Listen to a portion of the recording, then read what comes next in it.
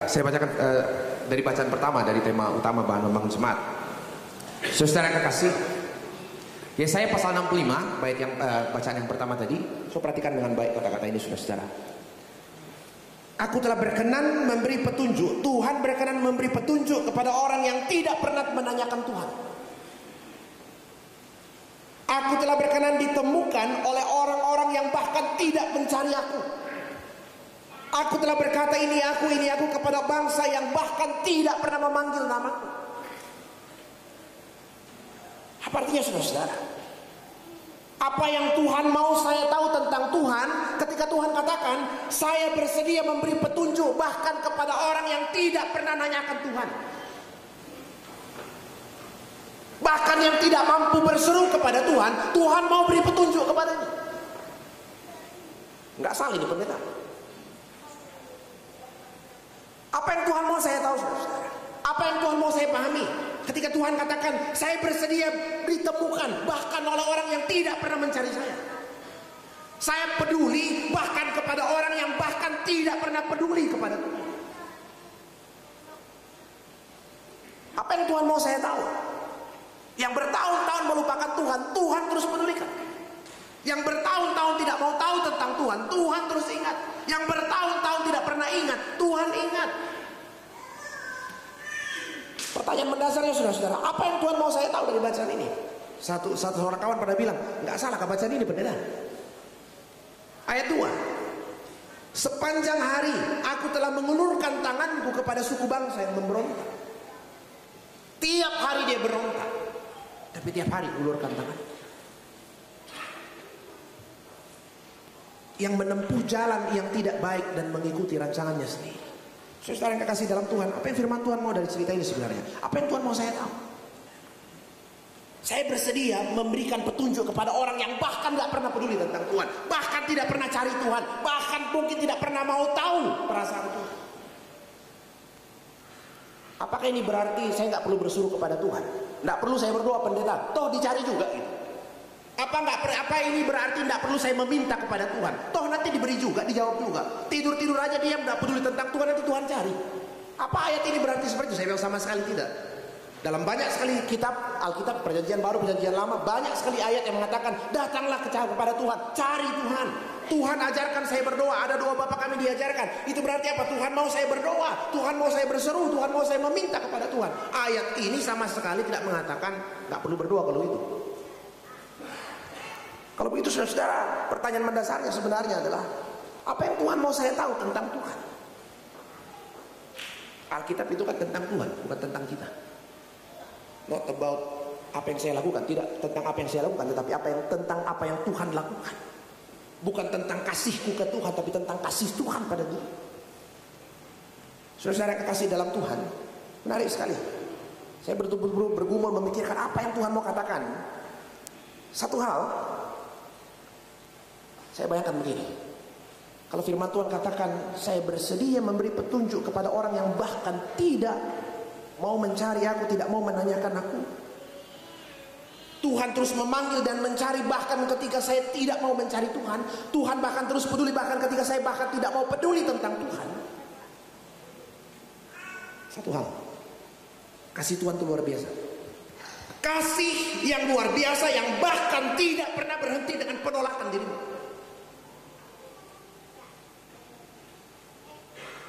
Kasih yang tidak berhenti dengan kesediaanmu menutup, tidak berhenti dengan penolakan dirimu, tidak berhenti dengan pelarianmu, tidak berhenti dengan ketidakpedulianmu tentang Tuhan. Kasih yang tidak pernah berhenti dengan segala pelanggaran dan pemberontakan. Bahwa Tuhan hajar, pasti Tuhan hajar. Kepada Daud, Tuhan bilang begini kepada Daud, Daud, saya janji keturunanmu akan terus ada di tahta Daud. Saya janji. Tapi kalau anakmu nakal, pasti kuhajar, pasti kuhajar. Pasti kuhajar. Tetapi kasih setia Tuhan tidak pernah akan undur dari dirimu. Saya bayangkan luar biasa. Kasih yang tidak berhenti dengan penolakan. Kasih yang tidak berhenti. Saya bujuk-bujuk orang sekali, saya bujuk Dia tidak mau lawan naik.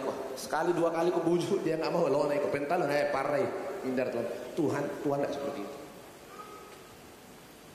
Luar biasa saudara. Ya.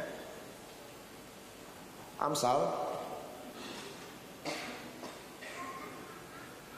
hajar anakmu katanya selama ada harapan. Hajar anakmu selama ada harapan. Jadi yang masih ada harapan itu yang pasti diajar. Yang repot kalau sudah gak pernah diajar. Hajar anakmu selama masih ada harapan. Tetapi jangan kau inginkan kematian.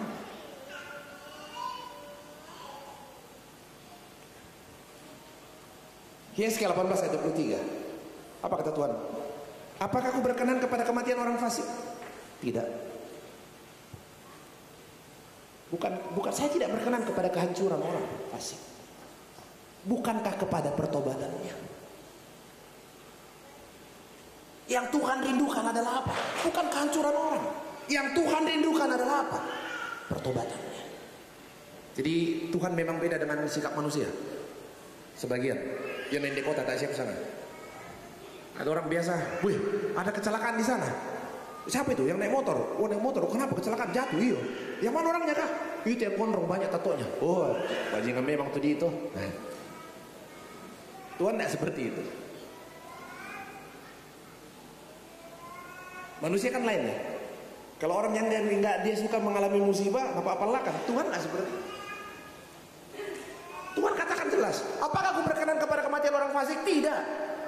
Sama sekali tidak. Yang aku paling inginkan adalah apa? Pertobatannya. Yang saya inginkan adalah dia berbalik sepenuhnya kepada Tuhan. Berbalik, belajar, bergantung total 100% hidupnya kepada Tuhan. Bukan pada yang lain. Dan Tuhan hajar sebab apa? Tuhan sayang. Luar biasa saudara. Kasih yang tidak berhenti dengan keterbatasan saya. Kasih. Kita baca Injil hari ini, Injil Lukas, kan menarik sekali ya. Saya ambil satu perumpamaan yang menarik sekali. Kan Injil Lukas 15 itu ada 3 perumpamaan. Ada domba yang hilang, anak yang hilang. Saya sudah sering ceritakan domba itu. Ada di tengahnya satu lagi, dirham yang hilang ya. Ada satu penafsiran ya, tapi masih bisa diperdebatkan. Ini 3 orang ini cerita tentang domba yang hilang itu about Jesus, gembala yang baik yang menemukan. Kemudian perempuan yang kehilangan koinnya ini adalah perumpamaan dari Roh Kudus ya. Kemudian Bapa anak yang hilang itu Bapa di sorga ya. Allah Tritunggal semuanya punya respon yang sama ketika yang hilang ditemukan. Ketika yang hilang ditemukan responnya sama, bersukacita. Coba lihat ya. Ini yang paling unik ya. Kalau ada orang yang kehilangan, ada satu ayat yang terlewat. Oke, ayat 8 dikatakan seperti ini salah, ayat 9 nih. Atau perempuan manakah yang mempunyai 10 dirham, dan jika ia kehilangan satu di antaranya, tidak menyalakan pelita dan menyapu rupanya, serta mencarinya dengan cermat sampai ia menemukannya. Dan kalau ia telah menemukannya, ia memanggil sahabat-sahabat dan tetangga-tetangganya serta berkata, bersukacitalah bersama-sama dengan aku, sebab dirhamku yang hilang telah kutemukan. Coba bayangkan ya, uang saya hilang 1 juta. Saya cari, kemudian temukan.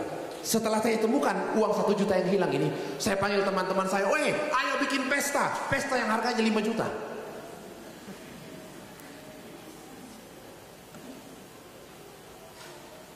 Saya sudah temukan uangku yang hilang 1 juta. Mari kita bikin pesta bersukacita. Biayanya berapa pendeta? 5 juta. Nggak konyol kau. Satu-satunya yang bisa bersukacita macam ini, yang sukacitanya melebihi apapun. Yang penting yang hilang saya temukan. Yang hilang saya temukan itu jauh lebih besar sukacita di surga dari apapun. Yang bisa bersukacita macam ini hanya Tuhan. Jadi ketika ada yang hilang ditemukan, coba, luar biasa sukacita di surga. Waktu anak yang hilang kembali ke rumah, ambilkan jubah. Tidak cukup jubah, pasangkan cincin, Tidak cukup cincin, pasang sepatu. Cukupkah itu? Tidak. Sembelian anak lembu jantan. Wah gila. Baru pulang dari Kalijodo, dipotongkan kambing. Dipotongkan kambing. Kenapa? Kenapa? Sukacita di surga. Luar biasa saudara. Nah,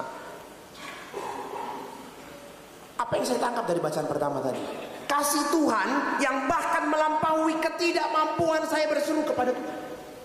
Nah saudara, tadi coba lihat bacaan Injil kita. Bacaan Injil kita itu cerita tentang orang yang kerasukan setan.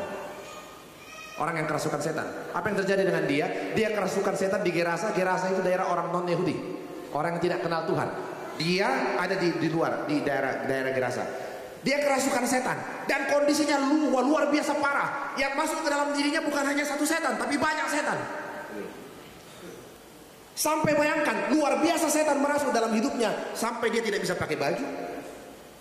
Tinggalnya tidak lagi di rumah, tapi tinggal di pekuburan. Pertanyaannya, iman macam apa yang bisa diharapkan dari orang yang bahkan pakai baju pun gak tahu?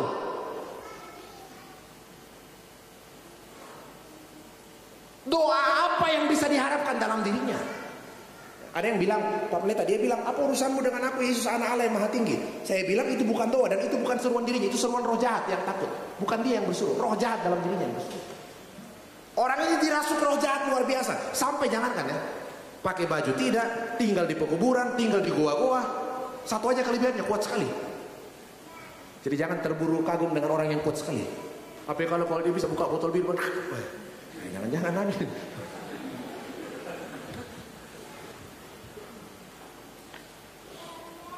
Luar biasa, dia kerasukan setan. Pertanyaannya saudara-saudara, dari orang yang macam ini, iman apa yang bisa diharapkan?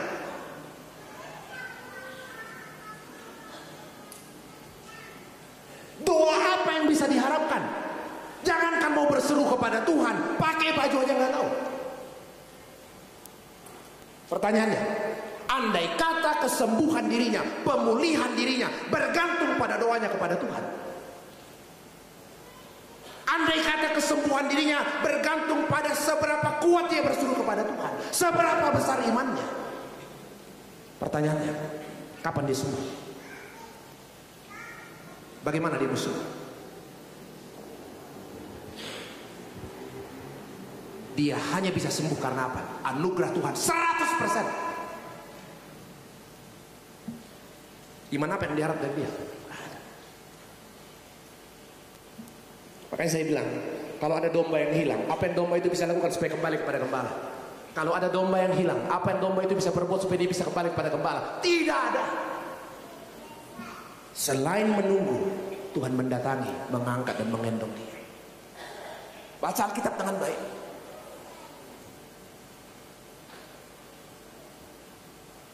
Andai kata keselamatan kita ditentukan oleh doa kita. Makanya tadi firman Tuhan katakan, saudara-saudara, saya berkenan menjawab bahkan orang yang tidak berseru kepadaku.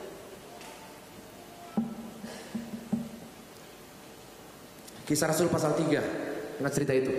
Itu mujizat pertama setelah Yesus naik ke sorga, Roh Kudus tercurah. Kisah Rasul pasal 2. Kisah Rasul pasal 3 adalah orang yang lumpuh 40 tahun. Lumpuh 40 tahun. Sejak lahir dia lumpuh.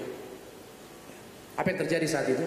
Dia lumpuh 40 tahun, sejak lahir dia lumpuh, umurnya sekarang 40 tahun lebih. Apa yang terjadi saat itu? Petrus dan Yohanes masuk ke bait Allah. Dia ketemu Petrus dan Yohanes. Dan apa yang dia minta kepada Petrus dan Yohanes? Dia minta kepada Petrus dan Yohanes, berikan aku sedekah. Orang ini tiap hari diusung, diangkat dan diletakkan di gerbang indah bait Allah untuk meminta sedekah. Luar biasa. Ketika dia ketemu Petrus dan Yohanes, apa yang dia minta? Sedekah. Pertanyaannya, kenapa dia nggak minta kesembuhan? Padahal yang paling dia butuhkan adalah apa? Kesembuhan. Sedekah berapapun tidak akan pernah bisa mengubah hidupnya.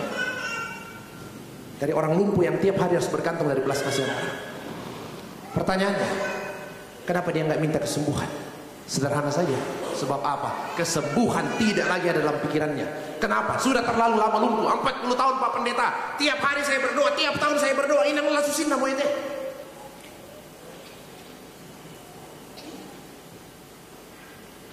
Yang dia minta hanya apa? Sedekah.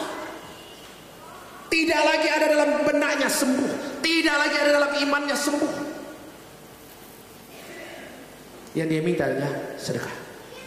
Pertanyaannya, kalau imannya terbatas, doanya terbatas, apakah itu bisa menjadi, apakah itu akan menghalangi pemulihan Tuhan atas dirinya?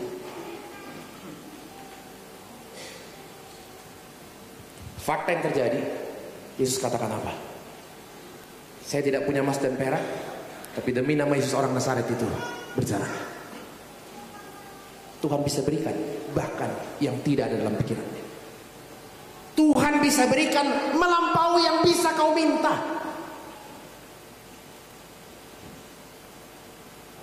Kalau Tuhan berkati kita hanya berdasarkan ucapan kita, minta capcay, kasih capcay.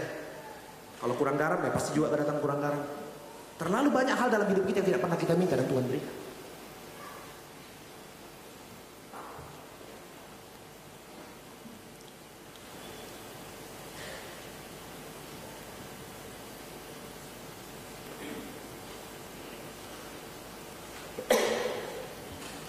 Seorang anak yang lahir di Australia, seorang Kristen keturunan Serbia. Ibunya seorang perawat, lahir tahun 1982, tanpa tangan, tanpa kaki. Saya bayangkan saudara, kalau saya punya keluarga seperti ini, apa yang saya bisa doakan untuk dirinya? Apa yang saya bisa minta untuk dirinya? Apa kira-kira harapan terbaik yang ada di benak kita tentang orang ini, anak ini? Kalau mau realistis, paling harapan terbaik adalah apa? Yori kamu mudah-mudahan kalau dolan usia muruna nanti juga ya. Nah, untung kita mau berdoa ke dia dapat kerjaan yang baik. Aduh, susah ya. Kita yang normal-normal aja cari SMA aja susah. Kita yang sarjana, tangan komplit, kaki komplit, cari kerja aja susah. Apalagi tanpa tangan, tanpa kaki. Nggak ketinggian doamu, pendeta. Apakah saya berpikir dia akan dapat jodoh? Istri yang cantik. Kita yang dekomplit, susah. 5 kali maju, 6 kali ditolak.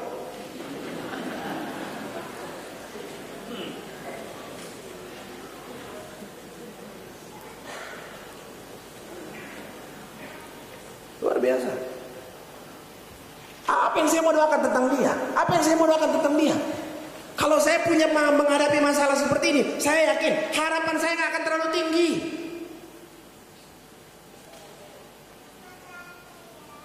Berkali-kali dia nyaris bunuh diri. Berkali-kali, tidak sekali, berkali-kali. Ceritanya mengatakan ketika anak ini lahir di rumah sakit di Australia, tidak satupun orang, anak pertama lagi, laki-laki, tidak satupun orang di dalam ruang persalinan itu yang tidak meneteskan air mata. Tidak satupun yang tidak meneteskan air mata ketika anak itu lahir. Ada di apa? Di PST. Biasanya anak, coba bayangkan ya, kalau lahir anak pasti langsung perhatikan apa? Liman akan masyarakat, DT akan masyarakat. Bayangkan begitu lahir tanpa tangan, sukacita segera berubah jadi duka cita, rasa sedih. Bagaimana anak ini yang komplit saja hidupnya, susahnya minta ampun jalan itu. Luar biasa. Anak ini berkali-kali nyaris bunuh diri. Tidak tahu bagaimana harus menjalani hidup ke depan. Luar biasa. Apa yang terjadi?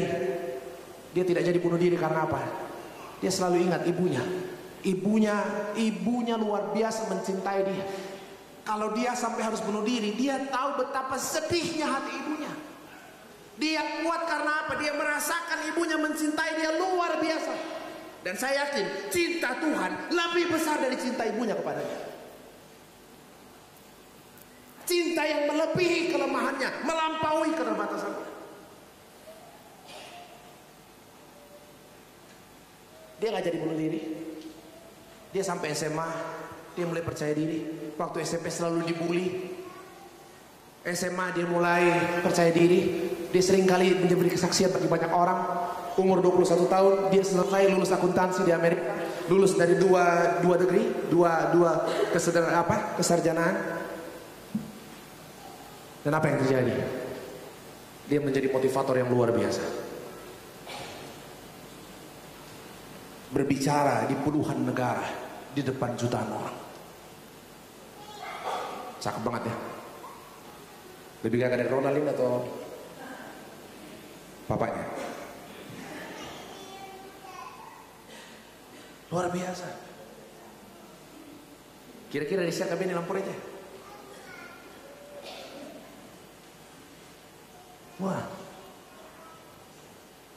Jadi kalau diundang di jemaat kota ini harus taruh di berbicara di depan jutaan orang di puluhan negara. Dia kemudian menikah. Melapor ke temennya. Malah puluh dia. Tuhan bisa berikan lebih dari yang saya minta. Tuhan tidak bergantung pada keterbatasan hidup. Pemulihan Tuhan melampaui imanmu, melampaui yang bisa kau yakini.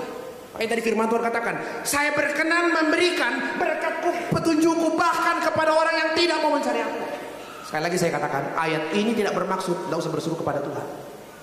Jadi kalau kau sudah tahu berseru kepada Tuhan, jangan kau pura-pura tidur. Saya sangat luar biasa, anugerah Tuhan. Mungkin satu pertanyaan terakhir, saudara. Untuk apa Tuhan lakukan ini? Untuk apa Tuhan lakukan ini? Ketika dia terus mengulurkan tangan bahkan kepada orang yang sama sekali nggak peduli dengan Tuhan. Kenapa Tuhan lakukan? Parah itu kenoke. Sudah berkali-kali ditegur Pak Pendeta, nggak mau dengar Dito. Orang Farisi suka marah kalau Tuhan sayang sama orang-orang berdosa, itu masalahnya kita. Dan kadang dalam diri saya ini juga muncul Farisi-Farisi. Apalagi kalau orang yang suka marah-marah sama saya terus diberkati Tuhan, kukuhin doa. Yang mau panas sama anak tuh mau lamukan dot lebih sentuh.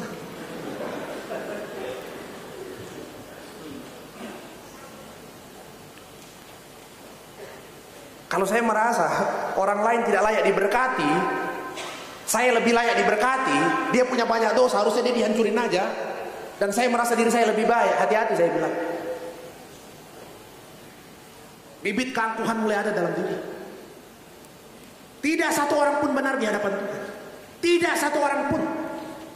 Mungkin istrimu nggak tahu, tapi Tuhan tahu. Pendeta nggak tahu, Tuhan tahu.